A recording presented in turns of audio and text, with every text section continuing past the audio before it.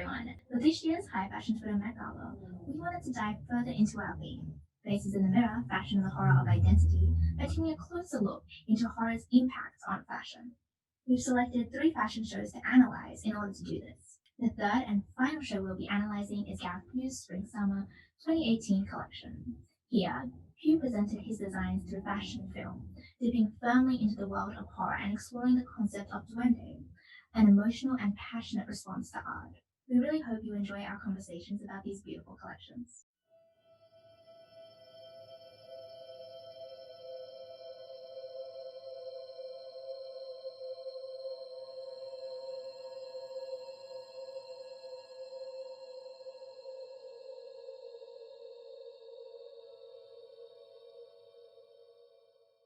So, for those of you who don't know, Gareth Pugh is an English fashion designer who lives and works in London out of his label Gareth Pugh. He attended CSM. I can't remember when he graduated. Was it 2006, I think? And so since then, he's been, doing collections, showing, doing the whole fashion designer thing. And I know that he took a couple years off to make a film, and he, I think in the later portion of his career so far, has been really gearing towards fashion films. So the Spring Summer 2018 collection, which we'll be talking about, is actually presented as a fashion film with a lookbook of looks that, accompany that. But like the main portion of it is the film. Yeah, it was presented in a cinema, wasn't it? Yeah, I think it was IMAX too. Yeah. Yeah. I was looking at the collaborator list for this show and it was really interesting. So it starts off with a collaboration with this French philosophical artist, Olivier de Sagazan. Yeah. Who does like work with clay and stuff. I was looking at his website and he does a lot of work with sort of transformation and creation, destruction, and kind of pushing the limits of the human form. Yeah, and it's like very animalistic, just like it's shown in this fashion film. I just think it fits. This always like fascinates me because it kind of looks like a Francis Bacon painting come to life. I think is a really good way to describe it. Yeah, no, you said it the other day in the group, and I was like, wait, okay, I'll see it and I'll tell you. And it really is that. Like, it's very that. Yeah. It's just so gruesome and there's so many awful words to describe this, but at the same time, it's art and it's beautiful and it tells such like an impactful story. Just like shaking off the clay to kind of like reveal a form underneath another form was kind of fascinating to me. It's horrific, I think, is one way to describe it. Yeah. I was trying to think about like the whole background of like why did he choose this to represent, like what's going on with the masks and the clay and the unifying and the tearing apart. And I think it really talks about like how we build a mask to fit into like society. That's like my take, at least, and how one through art wants to tear this mask apart and like dig into your like true self, or like pure human self without all the societal I don't know what the word is, but it's also very interesting because they're in suits. Why would they be in suits? I think like suits is a very like society thing, you know what I mean? So that's how it came across to me. I don't know about it. I think that what you're saying, it's really like, it makes sense.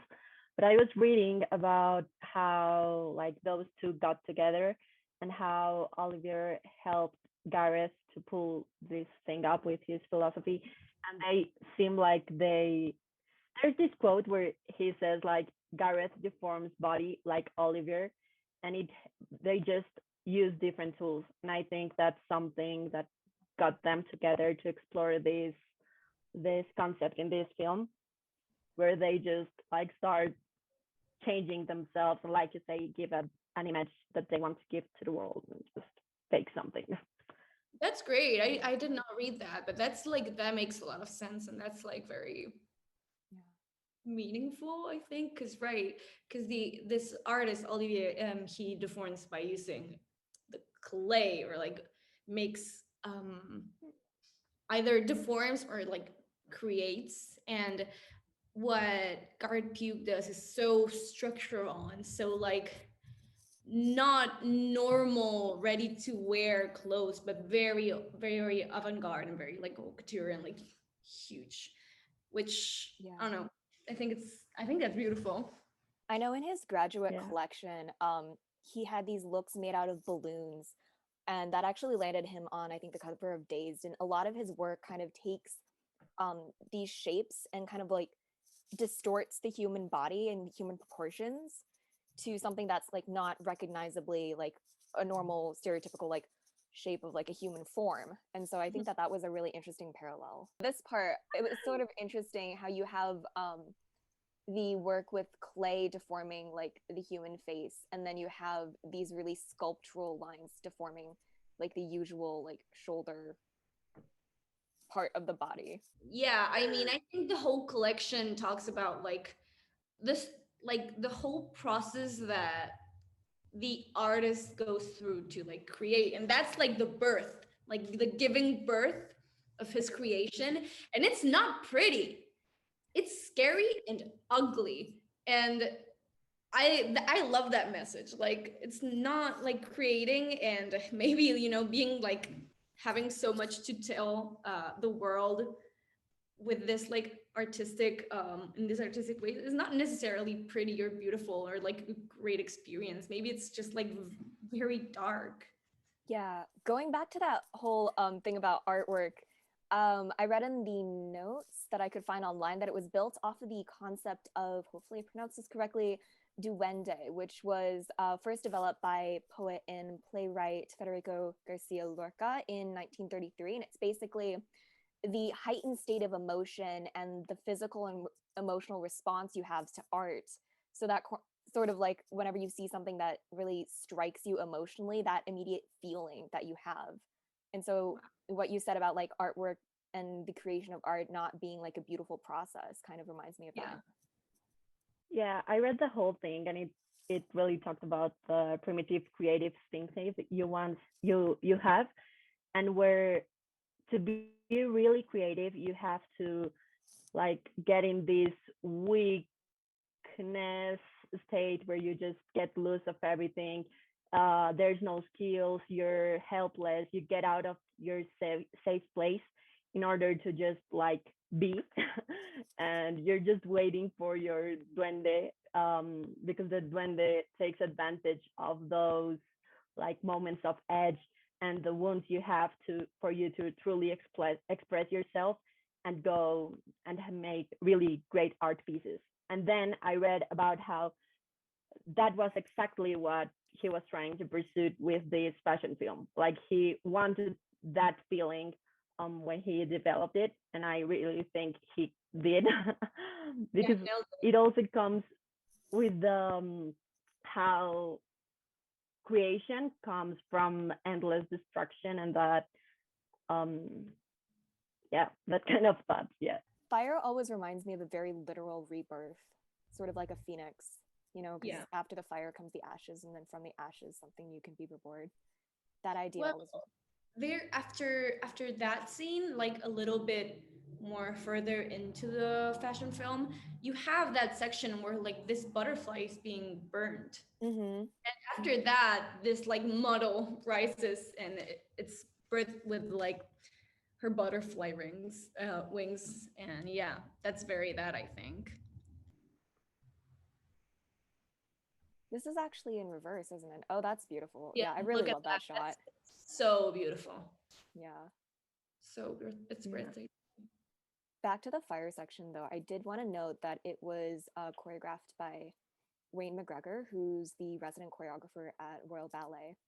Mhm. And I thought it was a really interesting sort of touch to use dance and the physicality of dance, because I feel like I did ballet for a while, and I remember feeling when I was dancing this sort of almost loss of control in order to become like fully immersed in the music and the character and everything. And so I Duende. think there is like an aspect of horror with that, because like it's not like a fully conscious thing that's happening. It's a very automatic response.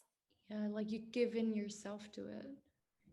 And I also like it's crazy how so you have these two moments of like where there's a lot of people and dancing, doing like this dance performances. In one you can see that it feels very claustrophobic, like everyone's struggling and everyone's, it's like a sea of people just like going going everywhere. And then you have the fire part with the dresses and everything, and it feels more liberating in contrast to other garments that you see in the collection that are literal cages and cocoons. So I just thought the contrast was like very interesting, how these section and these garments feel so different from the others. It's like immediately afterwards, I think you can see this more clearly in the lookbook. Yeah. But you have like these very, very, very like structural garments where like the models can barely move. Yeah. Like you really think like, how can someone actually wear this? Because it's pure confinement, but it really talks about what his concept is. They're very much art pieces rather than like for everyday wear, you know? At the end, I think those silhouettes tie a lot with the concept we were talking about, like how you're trapped and then you go and you start evolving and you're reborn. And I think every piece is part of that process that he showed definitely in the fashion film. I remember the section, I think, in the film that really reminded me of that idea of being reborn. Because like the first, I think, 3/4 of it is really in darkness, and then you have this moment where like the model sort of almost turns into the butterfly, and then that butterfly turns into another model. Like here's that structural caged outfit again, right? You can even see how much the movement is limited by it. Yeah. Also, like talking about light, you can see like in the beginning how there are like this little spots of light, like for example where when all the people are moving and they look like a sea of people, there's like one spot of light, and it just seems like everyone was looking for it because it just reads as freedom, you know. And then towards the end there starts being more of it, and I think it ties up with rebirth too. Not to be gross, but this sort of reminds me of like, you know, in the actual birthing human process, like the placenta, you know, being like something that unravels the form. I'm sorry, I'm just in silence because I'm like concentrated looking at everything. It's very hypnotizing. Yeah, exactly. I thought it was interesting how the models, they have all their features but their eyes. It sort of reminds me of a lot of like animals when they're just born, like the last thing to open are the eyes. So like immediately after the whole like birth process, you know, you're still in this state of very much being controlled by the world around you because you're not quite alive yet. You don't have that final the final sense of, you know, sight in like the birth process. Well, that's no, I was actually thinking about it a lot, like what was the reason behind this? Like why have the models like their eyes covered? But that makes a lot of sense because if you see like the way they're interacting with each other, they're all like feeling around and trying to like understand what's going on.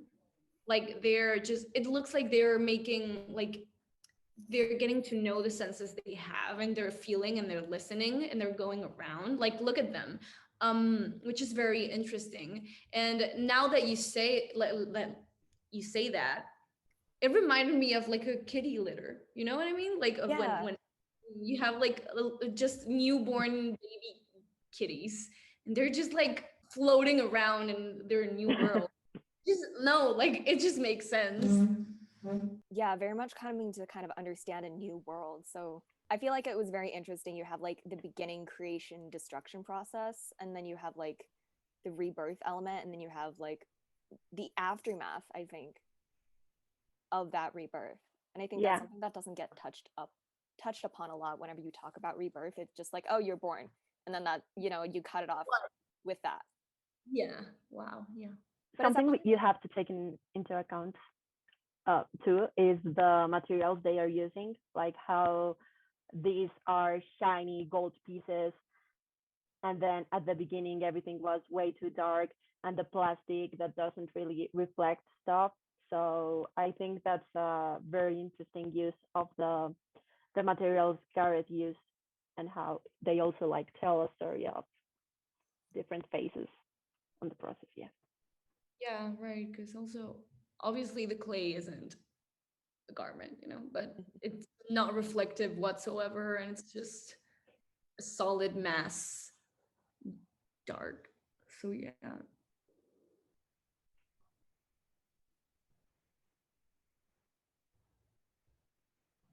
in those fire looks, I feel like you lose an element in the lookbooks because of the static images. I feel like Definitely. whenever we saw it on the dancers, it felt more alive. It almost made the flames feel real. I read in an article that someone talked about how it looked like the dancers were like ascending from this hell, because like they were dancing in their flames, and I thought that was very interesting. And it feels very, like, the fire feels very alive, you know what I mean? And I think the movement of such a light fabric, I'm gonna go out on a limb and say it's silk because I don't know what it is. But the way that the silk moves, it reminds me a lot of like the aerodynamics of and the motion of fire. It's Fire. sort of Mm-hmm. because it interacts with the fluid of air, right? Because air is a fluid, and so you have a really really light fabric, and then you have the fire, which is obviously literal particles and stuff. Yeah, But the lightness kind of contributes to that feeling of making it feel like actual fire. absolutely. Like the way it folds and moves and crunches up, it just really, it gives it life. It makes it look like an actual fire. I thought that the next looks in the collection, if I'm remembering correctly, it kind of feels like somebody that's being enveloped by, the red crinkly material. Because it looks like gift wrapping paper. It does, yeah. Going back to how you mentioned that these still photos kind of like lose the soul of the collection, I think that's something that really helped the collection, the fashion film, because it's such a profound concept, the one that they are trying to explore. And if they just did a runway collection, they would just like get distracted with models walking and the makeup looks, and wouldn't really like have the feeling the fashion film evokes, because I feel like it's really really powerful, and you just, it really gets into your mind like what is going on and you're just there trying to find an answer, and you get really into it. And I think if they didn't made a fashion film, you everything would have been lost. Yeah, I do think that film is a particularly good medium for sort of conveying these really strong emotions because you are able to create a lot with, a fashion runway and stuff, but the level of control that you're given with film through, like lighting and cuts and editing and directing and everything, I think it Yeah. puts it on a different level. I think it really helps you explore the concept and tie collections back to the true meaning. Like sometimes you just look at a collection and don't really know where it came from, and fashion film helps you really explore that concept and put it out there so people know the train of thought of the designer, and that it actually means something. They're not just clothes because they try to make clothes. That's it. Definitely. Even if you don't have like the show notes, you can still like take your own like uh on like what you understood from it, and it has a meaning, and I think that's like very valuable, because nowadays I still Gareth Pugh, like he's very like avant-garde designer. He's not like ready to wear designer, but still like it's very empty. It's just like the pictures and the garments, and that's it, and you don't get show notes and you don't get any extra information. So like maybe it's like it came from a very interesting concept and a very interesting idea, but you never get to know anything else, like anything further from like the photograph that you're presented. So it's a great media, and it's great that like designers like him explore like fashion the way he does.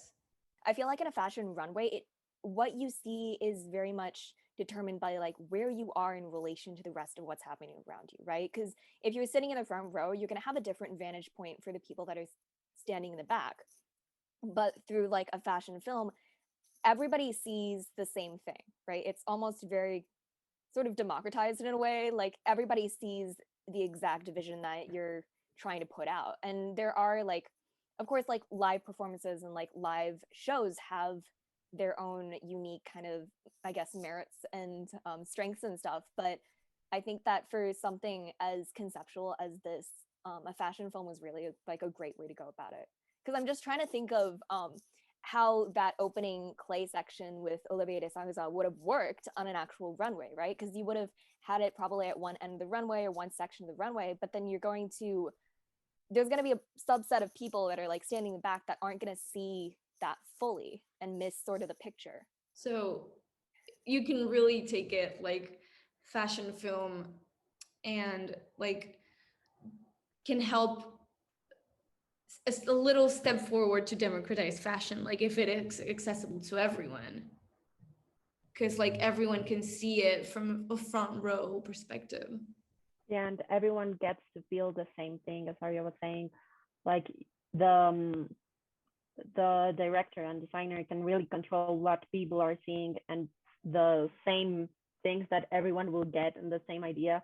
It's not really just subjective. I don't know how to say that. Sorry. Um, so yeah. Bye guys. Bye, guys. Goodbye.